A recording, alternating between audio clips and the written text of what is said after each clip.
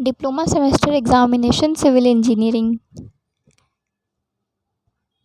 First question है इसमें हमारा, the vertical distance between hypocentre and epic centre.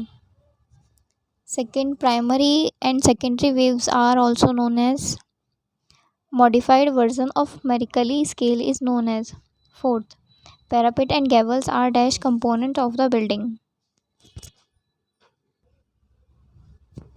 Fifth, the rectangular building suffers dash damage during earthquake, less or more.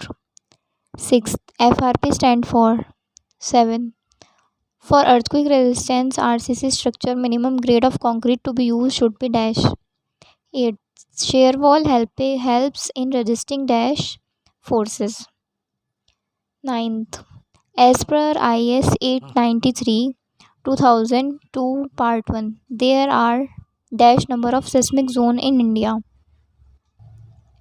10th, zone 5th have dash seismic intensity. 11th, dash value of zone factor have been allotted to zone 4th. 12th, Disaster Management Act was formed in the year dash. Section B. 13. Explain the following term. First, focus. Second, epicenter. Third, fault. Question number 14. What is diaphragm? Explain diaphragm failure. Question number 15. What are the common modes of failure? Question number 16.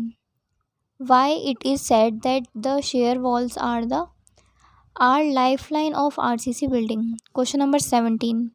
Discuss briefly the importance of IS 1893 2002 code in designing earthquake resistance structure. 18. What do you mean by disaster risk?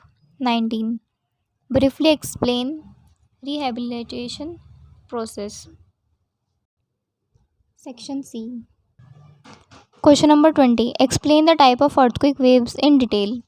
Question number 21. Differentiate between magnitude of earthquake and intensity of earthquake. Question number 22. Explain principles of retrofitting and need also. Question number 23. Explain and various irregularities found in building from earthquake point of view. Question number 24. How do columns in RCC building resist earthquake? Question number 25. What are the important do's and don'ts to be followed before, during and after earthquake? Question number 16. What special consideration should be taken care of while designing foundations in earthquake resistance structure?